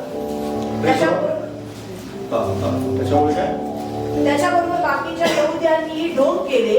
ते इतके की बर्नबाही त्याच्या ढोंगाने तिकडे ओढला गेला. परंतु सुवार्तेच्या सत्याप्रमाणे ते नीट चालत नाही असे मी पाहिले. तेव्हा सर्वांसमक्ष मी केफाला म्हटले, तू यहुदी असताही परराष्ट्रासारखा वागतोस, यहुद्यांसारखा वागत नाहीस, तर परराष्ट्रीय यहुद्यांसारखे वागावे म्हणून तू त्यांच्यावर जुलूम करतोस हे काय? मग माहिती आहे, पौल या ठिकाणी पेत्राला या गोष्टी सांगत आहे, पेत्राला या गोष्टी सांगत आहे आणि शिकवत आहे. तुम्हाला माहिती आहे, पौलाला पेत्राला शिकवण्याचा काही अधिकार नव्हता किंवा पौल तर हा पेत्राला खूप ज्युनियर होता. तरी सुद्धा पौल या गोष्टीची आठवण करून पेत्राला यासाठी देत आहे की त्यांच्यामध्ये एक अकाउंटेबिलिटी होती किंवा त्यांच्यामध्ये हिशोब घेण्याची, एकमेकांना समजावून सांगून त्यांच्याकडून योग्य चांगल्या प्रकारचं काम होत राहावं यासाठी ते सतत प्रयत्नशील होते. Praise the Lord. तुमच्यामध्ये जर समजा कोणी असा असेल तर तुम्हाला हे बोलण्याचं धाडस आहे का तुमच्याजवळ? कारण बऱ्याच लोकांना हे धाडस नसतं. तो त्याचं बघून घेईल असं आपण म्हणतो सरळ, त्याचं तो बघून घेईल. कारण केवळ पालकालाच हे सांगण्याची जबाबदारी दिलेली आहे, केवळ देवाच्या सेवकालाच हे सांगणार. कारण जास्त करून लोक काय करतात माहिती आहे, मन वाईट होतील म्हणून काही सत्य सांगत नाही. बाजूला सांगा, मन वाईट होण्याचा विचार करू नकोस. मन जरी वाईट झालं तरी त्याचा आत्मा मात्र वाचेल. बरं, आत्मा वाचवायचा का तुम्हाला? त्याचा आत्मा वाचवायचा का? तर त्याचं मन वाईट होऊ द्या तुमच्याविषयी, चालेल, काय हरकत नाही, पण त्याला सत्य सांगा, त्या माणसाला सत्य सांगा. बऱ्याच लोक माझ्यावर नाराज यासाठी असतात, प्रतिमावर माझ्यावर बरेच लोक नाराज यासाठी आहेत की आम्ही काय सांगतो, त्या माणसाला सत्य सांगतो, तू चुकला त्याला सांगतो. आता हे माझं काम आहे, शिकवणं, सांगणं, समजावणं, त्याच्या चुकी त्या ठिकाणी त्याला आठवण करून देणं, या गोष्टीचं माझं काय काम आहे. बरेच लोक या गोष्टीवर नाराज आहेत, पण डोक्यावर हात फिरवणारा नेहमी मित्रच असेल असं नाही. बरं, डोक्यावर हात फिरवणारा कधी कधी तुमचा शत्रू पण असू शकतो. तो डोक्यावर हात फिरवून पाठीमागून तुमच्यासाठी काहीतरी चुकीचं काम पण करत असेल, आणि ह्या गोष्टी लक्षात ठेवा नेहमी. आणि म्हणून नेहमीच बायबल असं सांगतं, खरे घाय हे खऱ्या मित्राचे असतात आणि वैरी मात्र चुंबनांची गर्दी उडवतो. वैरी काय उडवतो? चुंबनांची गर्दी उडवतो, पण मित्राने केलेले घाय हे खऱ्या प्रेमाचे आहे. Hallelujah, hallelujah. घाय म्हणजे काय? घाव. घाय म्हणजे घाव आहे. पेत्राला परमेश्वर या ठिकाणी पौलाद्वारे शिकवत आहे की तू चुकतोयस म्हणून, हे सांगत आहे स्पष्टपणे. पेत्रामध्ये, पौलामध्ये किंवा त्या ठिकाणच्या शिष्यामध्ये, तुम्हाला माहिती आहे बर्नबा आणि पौलामध्ये सुद्धा एक वेळेस असं भांडण झालं की त्यांना सुद्धा हे नंतर कळालं. आणि ज्यावेळेस नंतर पौल ज्यावेळेस रोमच्या तुरुंगामध्ये होता त्यावेळेस बर्नबाला आपली चूक कळाली आणि तो म्हणाला की ठीक आहे पौला, तू त्यावेळेस बरोबर होतास. पण बऱ्याच वेळेस होतं काय की ज्यावेळेस देवाच्या आत्म्याने आपण चालत असतो त्यावेळेस आपल्याला हिशोब देण्याच्या न द्यायचा नाहीये, द्यायचाच नाहीये मला, यासाठी काय करतात बरं, बरेच लोक लांब राहतात. बऱ्याच पास्टर पासून लांब, विश्वासणाऱ्यापासून लांब, ब्रदर पासून, सिस्टर पासून लांब, आणि मग आपलं जीवन जगत जातात. देवाने मला आशीर्वाद दिलाय, मी माझ्या आशीर्वादाचा कसाही उपयोग करू शकतो. नाही, देवाने तुम्हाला आशीर्वाद दिलाय, शांती दिली, आनंद दिली, या सगळ्याचा उपयोग त्याच्या गौरवासाठी झाला पाहिजे. हालेलुया. आणि जर तो होत नसेल, तुमचं ज्ञान असेल, तुमची बुद्धी असेल, तुमचं शिक्षण असेल, तुमची कला असेल, तुम्हाला जे काही परमेश्वराने दिलं असेल, या सगळ्या गोष्टी, कारण आपण जिवंत आहोत त्याच्याद्वारे. हालेलुया. आणि जर आपलं शरीर आहे तर त्याच्याद्वारे सुद्धा काय झालं पाहिजे, देवाचं गौरवच झालं पाहिजे. आणि जर ते होत नसेल, आणि जर तुमच्याकडून होत असेल तर आनंदाची गोष्ट आहे, जर तुमच्याकडून होत नसेल तर त्यासाठी पश्चाताप करा. जसं पौलानी पेत्राला जागं केलं, तसं नाथानाने दाविदाला जागं केलं, तसं आज मी तुम्हाला जागं केलं. हालेलुया. तुम्ही जागे व्हा. दावीद जागा झाला आणि म्हणाला, हो प्रभूजी, मी चूक केली आणि माझ्यामध्ये शुद्ध हृदय उत्पन्न करा. मी हिशोब देणारा माणूस आहे, मला हिशोब द्यायला आवडेल. आणि देवा ज्यावेळेस तुम्ही विचार केली त्यावेळेस मी द्यायला नाही. Praise the Lord. तुम्हाला माहिती आहे येशू ख्रिस्ताने सुद्धा हिशोब दिलेला आहे. येशू ख्रिस्ताने सुद्धा, येशू सुद्धा ज्यावेळेस मरिया त्या बागेमध्ये, ज्यावेळेस प्रभू येशू ख्रिस्त मरणातून जिवंत झाला त्यावेळेस मरिया त्याला भेटायला गेली आणि येशू काय म्हणतो, माझ्या जवळ बसू नको, कारण मी अजून पित्याजवळ जायचं, मी अजून पित्याजवळ गेलेलो नाहीये, माझ्याजवळ तू बसू नको. आणि तिथे येशू ख्रिस्त थांबत नाही. लक्षात घ्या. त्याचं कारण काय होतं माहितीये, त्याला पित्याला हे सगळं जे झालेलं काम आहे ते सगळं सगळ्याचा काय द्यायचंय, समाचार द्यायचंय. जे काही मी पृथ्वीवरती केलं, मी सेवा केली, मी आरोग्य दिलं लोकांना, सगळं काही काय केलं, माझा प्राण दिला, मी मरणातून जिवंत झालो, आता मी माझं काम पूर्ण करून तुझ्याजवळ आलो. Praise the Lord. हालेलुया. तुम्हाला माहित आहे त्याची जबाबदारी पार पाडेपर्यंत तो अजिबात आपलं सत्व सोडलं नाही आणि तो त्याची जबाबदारी त्याने पार पाडली. हिशोब जर येशूला द्यावा लागतो तर तुम्ही आणि मला सुद्धा द्यावा लागतो. कारण येशू ख्रिस्त सुद्धा हिशोबातून गेला. कारण बायबल सांगतं आपल्याला इब्री लोकांचं पत्र 12 मध्ये 1 ते 5 वचनापर्यंत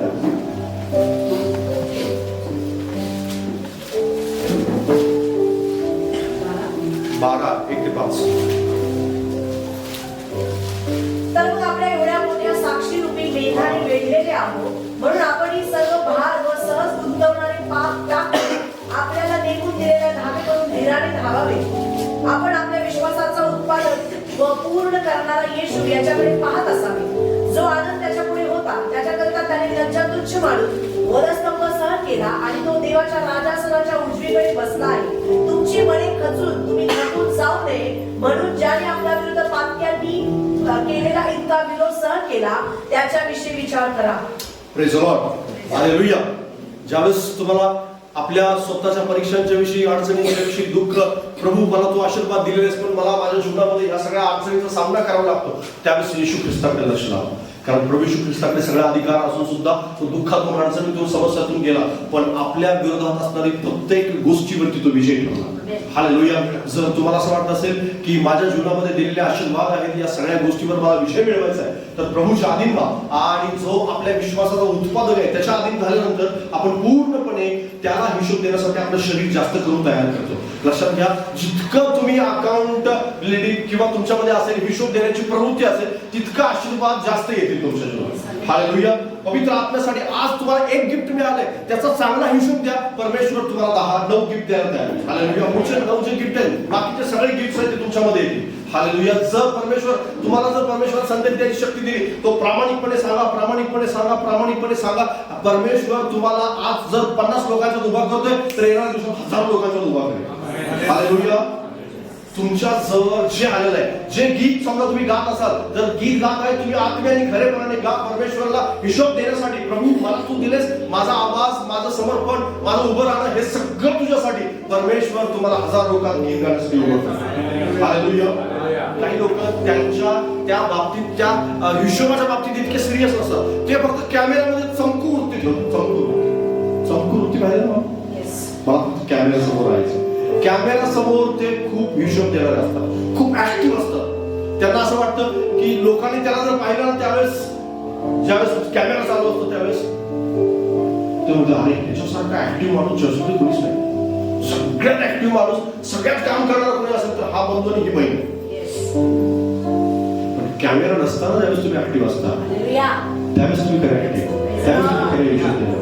कारण जिथे कॅमेरा नाही पाहत जिथं तुम्हाला कोणी नाही पाहत पण तिथं तुम्ही हिशोब देणार आहे. प्रभू तू मला दिलेली जबाबदारी कोणी मला पाहत नाही तरी मी पार पाडतो. Praise the Lord. पण काही लोकांना ज्यांना देवानी त्यांनी मोठे मोठे दर्शन मला येऊन सांगितलं पण कॅमेऱ्याच्या आउट ऑफ द कॅमेरा ज्याला आपण म्हणतो ना ते काम करण्यासाठी ते कधी तयार नसतात. त्यांना असं वाटतं की नाही हे असं नाही होऊ शकत आणि कॅमेरा समोरचं काम पास्टर करतात. तुम्हाला माहिती आहे कॅमेरा पेक्षा जास्त काम कॅमेरा समोरच्या पेक्षा जास्त काम जे बाकीचे जे काम आहे पडद्या पाठीमागची त्या सगळ्या कामाच्या मध्ये जास्त माणूस सहभाग आहे. कॅमेरा समोर तो तुम्हाला छोटासा त्यातला एक छोटासा पार्ट दिसतो पण त्याच्या पाठीमागचं जे सगळं वातावरण तयार आहे सगळ्या गोष्टीची तयारी आहे त्या सगळ्यासाठी माझा एक मोठा वाटा असतो. मी कधीही त्याच्यामध्ये पाठीमाग पडत नाही. तिथं कोणी पाहत नाही मला पण त्यासाठी माझी सदैव तयारी असते प्रभू ते करण्यासाठी. कारण जर मी तिथे विश्वासयोग्य असेल तर कॅमेरा समोर उंचावणं हे तुझं काम प्रभूचं काम करेल. तो प्रभू काम करेल. आज मी 15 मिनिट बोलू शकत नव्हतो पण परमेश्वराने मला उभं केलं. लक्षात घ्या परमेश्वराचं सामर्थ्य आहे परमेश्वराची शक्ती आहे तुम्हाला उपयोगात आणण्यासाठी. तो तयार आहे. तो रिसोर्स तयार करतो. तुम्हाला एक छोटासा बिझनेस परमेश्वराने दिलाय तर त्या बिझनेस मध्ये तुम्ही किती आत्मिकतेनं परमेश्वराला हिशोब देण्यासाठी प्रभू मला तू हे देऊ केलेस हे पैसे छोटेसे आहेत पण प्रभूजी या पैशावर तुझा आशीर्वाद असू दे याच्यातून तुला जे देणार ते मी आनंदाने देईन. हालेलुया. आज तुम्ही हजारातून द्यायला शिकले तरच परमेश्वर तुमच्यावर लाखो सोपवणार. बायबल स्पष्टपणे सांगत असतो जो हजारात विश्वास होतो तोच लाखात विश्वास असतो. जर तुम्ही हजारातच द्यायला नाही शिकले तर लाखात तुम्ही देऊ शकत नाही देऊ शकत. तुम्ही म्हणाल माझ्याकडे 10 लाख येतील त्यातलं 1 लाख द्यायला जर जाईल आणि तुझ्याकडे 10,000 आहे आज त्यातले 1,000 आहे म्हणजे 10 लाख परमेश्वर देईल. हालेलुया. Praise the Lord. कारण ते ज्यावेळेस तुम्ही द्याल त्याच वेळेस खरं हिशोब देण्याच्या वृत्तीमध्ये तुम्ही आलेला की हा प्रभूजी मला ह्याचा पण हिशोब द्यायचा आहे, मला माझ्या बिझनेसचा पण हिशोब द्यायचा आहे. लोकांना नाही, मी देवाला हिशोब देण्याविषयी बोलत आहे सगळं काही. परमेश्वर तुम्हाला तुमच्या कॅरेक्टरचा पण हिशोब विचारतो. जसं दाविदाला परमेश्वराने सांगितलं, मी तुला पत्नी दिली, लक्षात घ्या, मी तुला काय दिली, बायको दिली. ह्या ठिकाणी लिहिलेलं आहे बायबलमध्ये, मी तुला बायको दिली, मग दुसऱ्याच्या बायकोवर नजर ठेवायची नाही. हे त्याला सांगितलं. का सांगितलं? कारण अशाच प्रकारे परमेश्वर काम करतो. हालेलुया. देवाची इच्छाच असते की प्रत्येक गोष्टीत आपण हिशोब द्या. हालेलुया. प्रत्येक गोष्ट, तुम्हाला कोणतीही गोष्ट असू द्या की यात हिशोब द्यायचा आहे का, हो मला त्यात हिशोब द्यायचा आहे. हालेलुया. मी आहे का त्याच्यामध्ये, तर मी सुरुवातीला सांगितलं, तुम्ही शिष्य असाल, विश्वासणारे असाल, नाहीतर सेवा करणारे असाल, तिन्ही पैकी तुम्ही काहीतरी आहात. तर तिन्ही लोकांना काय द्यायचंय, हिशोब द्यायचा. सगळ्यात शेवटी एक गोष्ट वाचूया आणि आपण बंद करूया. लूका सुसमाचार याचा 9वा अध्याय 46 ते 48.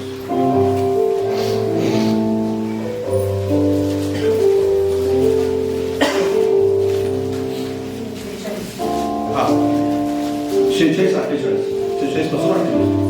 नंतर अंगामध्ये मोठा घोर याविषयी त्यांचा आपसात वाद सुरू झाला. येशूने त्यांच्या अंतःकरणातील विचार ओळखून एका बालकाला घेतले आणि त्याला आपल्याजवळ उभे केले. मग त्याने त्याला म्हटले, जो कोणी या बालकाचा माझ्या नावाने स्वीकार करतो तो माझा स्वीकार करतो, आणि जो कोणी माझा स्वीकार करतो तो ज्याने मला पाठविले त्याचा स्वीकार करतो. कारण तुम्हा सर्वांमध्ये जो कनिष्ठ आहे तोच श्रेष्ठ आहे. हालेलुया. जो कनिष्ठ आहे तो श्रेष्ठ आहे. बाजूला सांगा, जो कनिष्ठ आहे तो श्रेष्ठ आहे. परमेश्वर कनिष्ठाला श्रेष्ठत्वाकडे घेऊन जाऊ इच्छितो. आणि शिष्यांना प्रभू येशू ख्रिस्ताने हा धडा शिकवत असताना ते सांगितलेलं आहे, ज्यावेळेस एखादी जबाबदारी तुमच्यावर येते त्यावेळेस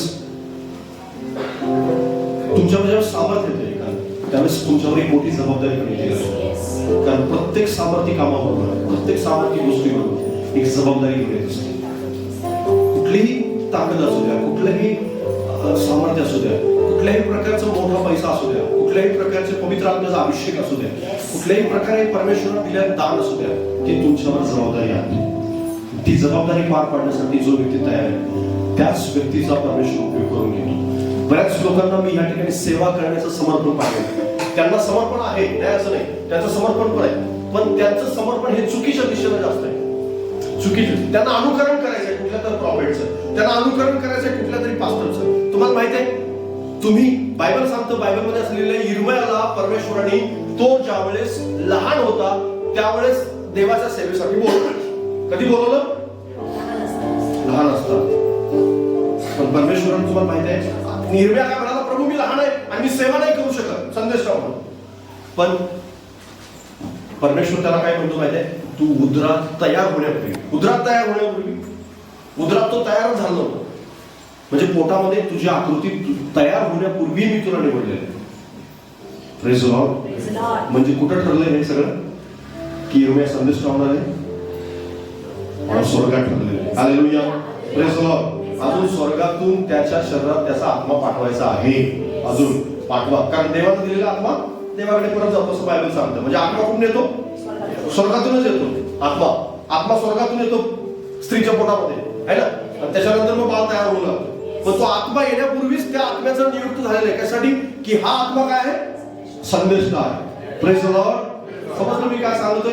मग जर तो संदेष्टा आहे तर त्यासाठी दुसऱ्या प्रॉफिटचं अनुकरण करण्याची काही गरज नाही. जर मला पास्टर म्हणून परमेश्वरानं मी जन्मण्यापूर्वीच नियुक्त केलेलं आहे, तर मी पास्टरची सगळी क्वालिटी माझ्यामध्ये, सगळी क्वालिटी. मला संदेश पण देता येणार, मला प्रार्थना पण करता येणार, मला प्रवास पण करता येणार, मला लोकांना समजावून पण सांगता येणार, शांत पण बसता येणार, आणि मला सगळं काही जे पास्टरसाठी लागतं ते सगळं मटेरियल कुठून भरलेलं आहे माझं. Praise the Lord. समजतं मी तुम्हाला काय सांगतो? आणि भरलेलं आहे बरं परमेश्वर. जसं मी सांगितलं ना की पाण्यामध्ये मासा आहे, पण मासा पाण्यामध्ये असताना पाण्यामध्येच सगळी त्याची व्यवस्था आहे. पाण्याच्या बाहेर येण्याची त्याला गरज नाही. सगळं व्यवस्था परमेश्वराने त्याला करून ठेवली. जर तुम्ही पास्टर आहात तर पास्टरचं सगळं मटेरियल तुमच्यात भरलेलं आहे देवबापाने. जर तुम्ही वर्शिप लीडर आहात, प्रतिमा वर्शिप लीडर आहे, तर तिच्यामध्ये सगळं मटेरियल भरून ठेवलं देवबापाने. गाता पण येतं, तिला चांगलं म्युझिक पण, तिला सुराचं पण ज्ञान आहे, सगळं ज्ञान आहे. मी वर्शिप लीडर नाही, मला माहित नाही सूर, मला ताल माहित नाही, माझा आवाज खराब आहे. मी एक गाणं कसं तरी सुरात सुरून गाऊ शकतो, एकटा नाही, एकटा उभं केलं तर तुम्ही मला आता उठून जावे, कारण मी वर्षिप लीडर नाही, ते मटेरियल माझ्यामध्ये नाही, माझ्यामध्ये पास्टरचं मटेरियल आहे. Yes, hallelujah. मी तुम्हाला 2 तास शिकवू शकतो, दिवसभर म्हटले तर मी बोलू शकतो, कारण माझ्यामध्ये आहे. मी न बघता बायबलमधून काही नोट्स न काढता मी संदेश देऊ शकतो खूप चांगल्या प्रकारे, कारण देवाने मला ते देऊ केले, ते मटेरियल अगोदरच माझ्यात भरले परमेश्वर. जर तुम्ही सेवक आहात, जर तुम्ही शिष्य आहात, सुवार्ता सांगणारे आहात, जर तुम्ही दुसऱ्यासाठी प्रार्थना करणारे आहात, तर कुठल्याही प्रॉफेटकडे, कुठल्याही पास्टरकडे, कुठल्याही कुणाचंही अनुकरण करण्याची गरज नाही. देवाने तुम्हाला ऑलरेडी ते सगळं देऊन ठेवलं, तुम्ही जन्मण्यापूर्वी तयारी आहे. स्वर्गातूनच तुम्ही ठरवून आलात की तुम्ही देवा सेवा करणार. Praise the Lord. मग दुसऱ्याला सांगायची गरज नाही की मला सेवक म्हणा, अरे तुला कशात सेवक म्हणा, देव तुला सेवक म्हणतो, आम्ही नाही म्हटलं तरी चालेल. Praise the Lord. हालेलुया. कारण ज्याला सेवेसाठी निवडलेलं त्याला परमेश्वर उचलून आणून ठेवतो, त्याच्याकडून काम करून घेतो, जबरदस्तीने काम करून घेतो. माझ्यासारख्या माणसाकडून देवाने जबरदस्तीने सेवा करून घेतली. माझी इच्छा नसताना सुद्धा, कारण माझ्यामध्ये ते म्हटले. तुमच्यामध्ये जर असेल तर देव तुम्हाला उपयोगात आणणार. तुम्हाला अनुकरण करायचं नाहीये, तुम्हाला तुमच्या स्वतःवरती काम करायचं आहे. प्रभूला अकाउंट, तुम्हाला तुमच्या प्रार्थनेचा हिशोब द्यायचा आहे. प्रभूजी आज 15 मिनिट, उद्या 20 मिनिट, उद्या 20, परवा 1 तास, त्याच्यानंतर प्रभू 2 तास, प्रभू 4 तासापर्यंत मला घेऊन चल. एक देवाच्या माणसाला मी ते म्हणाले मला पाचारण आहे, आणि ते म्हणाले मग ब्रदर तुम्ही लवकर उठलं पाहिजे प्रार्थनेसाठी. ते म्हणाले 7च्या पुढे मी उठल, 7च्या अगोदर अजिबात मी उठल. माझं 7चं टायमिंग आहे रोजचं, 7 वाजताच उठ. कधीच तुझ्याकडून देव काम करून येणार नाही, कारण देवाला काम करून घ्यायचं तर तुला उठावं लागेल. मी म्हणू शकत नाही असं की मी 7 तास उठतो, पवित्र आत्मा तुम्हाला एक दिवस 5 ला उठवेल, मग तुम्ही पवित्र आत्म्याला माझं 7चं टायमिंग आहे, मी 5 ला उठू शकत नाही. पवित्र आत्म्याला तुम्ही सांगू शकत नाही असं. तुमच्यामध्ये जर मटेरियल भरलेलं तुम्ही देवाच्या सेवेसाठी तुम्ही आहात ना, तर तुम्हाला उठावं लागेल. हालेलुया. Praise the Lord. तुम्ही म्हणू शकत नाहीये की मी इथं जाऊ शकत नाहीये, मी याला नाही सांगू शकत नाही. परमेश्वर तुम्हाला तिथं जाण्यासाठी वश करायला तुम्हाला ते करायचं. हालेलुया. काही लोकांनी अशा प्रकारे नाही केलं, आणि म्हणून काय झालंय, ते कनिष्ठ व्हायला तयार नाही, ते अनुकरण करतात केवळ, अकाउंटेबिलिटी त्यांच्यामध्ये आणायला तयार नाही. तुम्ही तुमच्यामध्ये हिशोबाची वृत्ती आणा. मी हिशोब देणार देवा, मला माहित नाही, लोकांना नका देऊ, पण देवाला द्या. हालेलुया. तुमच्याकडे पैसा आहे त्याचा हिशोब द्या. प्रभूजी इतके ह्या महिन्यात मला तू दिलेस, आणि इतकं मी तुला दिलेलं, इतकं माझ्या फॅमिलीसाठी खर्च झाला. व्यसनात किंवा चुकीच्या कामात, दुसऱ्या कुठल्या तरी व्यर्थ कामामध्ये यातले पैसे खर्च झालेले नाही, हे देवाला सांगा ठणकावून. मग देव त्या पैशावर आशीर्वाद पण देईल. तुम्ही देवा चुकीच्या कामात पैसे खर्च कराल, व्यसनात पैसे खर्च कराल, आणि म्हणाल प्रभू तो आशीर्वाद पाठव. प्रभू म्हणे की मी दारू पिण्यासाठी आशीर्वाद देऊ तुला, नाही देऊ शकत. लक्षात घ्या, व्यसनासाठी मी आशीर्वाद देऊ नाही, मी आशीर्वाद देणार आहे कशासाठी? माझ्या कामासाठी. माझं काम, तुझ्या घरामध्ये तू शांतीत राहा, कारण त्याला माहितीये की पैसे आल्यानंतर हा काय करा, माहितीये ना, कारण आपल्यापेक्षा जास्त आपली माहिती कुणाला जास्त त्याला माहिती, त्यामुळे तो योग्य वेळेसच देणार.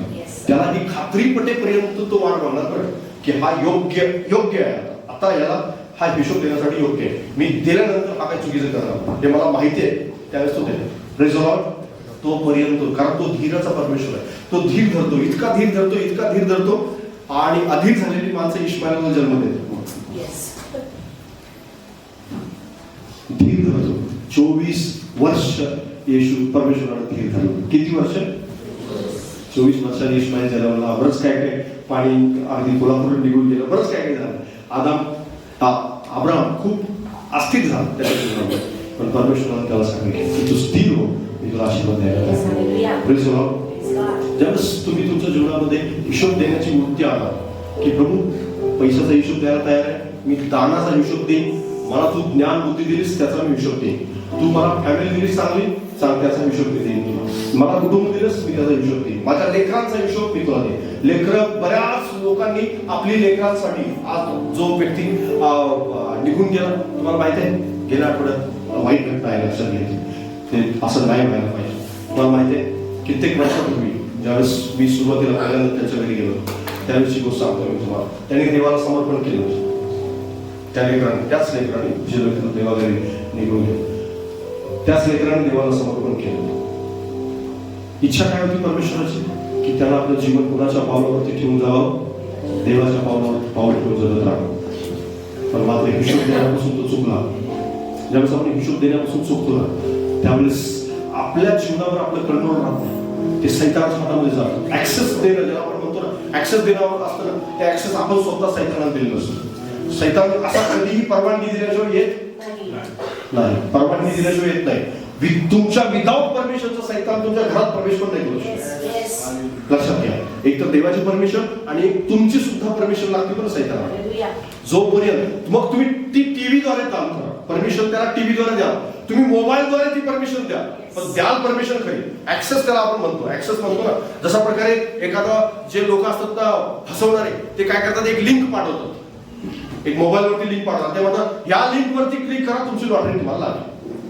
तुम्ही लिंक वरती काय करता, क्लिक करता, तुम्हाला पैसे येण्याच्या वेळी तुमचे पैसे त्याला जातात. असं होतं ना. मग तुम्ही ते लिंक वरती क्लिक करून काय केलेलं, त्याचा जो मेलवेअर ज्याला आपण म्हणतो, कम्प्युटरच्या भाषेत मेलवेअर म्हणतात त्याला, त्याचा जो व्हायरस आहे तो व्हायरस तुमच्या मोबाईलमध्ये एंट्री करतो आणि तो व्हायरस जे आहे त्या अकाउंटची सगळी तपासणी करतो आणि तुमचं अकाउंट रिकाम करतो. सैतान पण तसंच करतो. ह्याच्यावरती तू क्लिक कर, या व्हिडिओवर क्लिक कर, बस एवढं तुम्ही क्लिक केलं ना केलं की दिवसभर तुमचा खराब, तुमचं डोकं खराब, शरीर खराब, सगळ्या गोष्टी खराब. एक टीव्हीचं चॅनल तुम्ही चालू केलं, ते बंद करून देव सांगत असतो, पण सैतान म्हणतो चालू ठेव, काही नाही. हा हे भांडण जे सासू सुनेचं आहे ते तुला पाहिलंच पाहिजे, कारण तीच घटना तुझ्या घरात घडते. सैतान हे सांगत असतो, ऍक्सेस देतो ना. तो काय करतो, ऍक्सेस शोधत असतो कुठून तरी. मग तुझ्या गाडीला कट मारून गेले, तू त्याला 2 शिव्या दे, थांबव, हॉर्न वाजव, तुम्ही त्याला ऍक्सेस देता सैतानाला. त्यासोबत तुम्ही भांडता, ठीक आहे, थोडीशी क्रॅश झाला असेल, गाडी क्रॅशेस उडाले असतील, आणि पण त्याला तुम्ही शिव्या देऊन त्याला थांबवता, हॉर्न देता. मग तुमचं वाचावाची होती, तुमची साक्षी खराब होती, तुम्हाला वाटतं अरे देव माझ्यासोबत काहीच करत नाही. ऍक्सेस कोण दिलाय, परवानगी कोण दिली, तुम्हीच दिली परवानगी. तुम्ही शिव्या कोण दिल्या, तुम्हीच दिली. लक्षात घ्या, एखादा दिवस असा येतो की ज्या दिवशी असं वाटतं की नाही मी खूप पवित्र जीवन जगणार आहे, मग सकाळीच मित्राचं बोलतो, अरे तुला माहिती का आज या ठिकाणी लग्न आहे. देव सांगत असतो त्या लग्नात जाऊ नकोस, तुझ्यासमोर पाश मांडलेला आहे, तुम्ही जाता. नाही प्रभू मी फक्त बघण्यासाठी जातो, लांब बसतो, आणि तुम्ही जाता, बसता. थोडा वेळ लांब बसाल तुम्ही, 5 मिनिट 10 मिनिट, अर्धा तास 1 तास, तुम्ही बोर होता. तू म्हणता अरे किती दिवस लांब राहायचं जाता, थोडस एक घोट घे, काय फरक पडतो, एकच घोट घे आणि तुमचा आठवडा वाया. सुरुवात अशीच होते. ऍक्सेस कोण देतं, परवानगी कोण देतं, सैतानाला. तुम्हीच देते. तो तुमच्या परवानगीशिवाय आत येऊ शकत नाही. तुम्ही जर त्याला त्याच ठिकाणी जर असं म्हणाले की येऊ नकोस, गेल, तो निघून जातो, दुसरा बकरा शोधतो, तुम्ही बघेल त्याच्यातून प्रिय राहील. लक्षात, परमेश्वर आपल्या जीवनामध्ये हिशोब देही तुम्हाला बनवू इच्छितो, हिशोब देणारे बनवू इच्छितो. हिशोब देणारे बना. जितकं हिशोब देणारे असाल तितकं आशीर्वादित पण असाल. Praise the Lord. कारण परमेश्वर तुम्हाला हिशोबातून आशीर्वादाकडे घेऊन जाऊ इच्छितो. आदामाने जर देवाला उत्तर दिलं असतं योग्य, तर परमेश्वराने त्याला आशीर्वादित केलं असतं. आणि महत्वाची गोष्ट म्हणजे आता आपण जे इथं ऐकत बसलो ते सगळं ऐकण्याची पण गरज असते. Praise the Lord. कारण त्याच्या चुकीमुळे आपण इथं बसलेलो आहोत, आपण इथं ऐकत बसतोय. आपण जर हिशोब दिला व्यवस्थित तर आपल्या लेकरांचं जीवन आशीर्वादित असेल. कारण आपल्या हिशोबातूनच आपण चांगलं जीवन जगण्याद्वारेच आपल्या लेकरांच्या वरती आशीर्वाद राहणार. हालेलुया. प्रभू तुम्हाला सगळ्यांना खूप आशीर्वादित करून आपण उभे राहूया.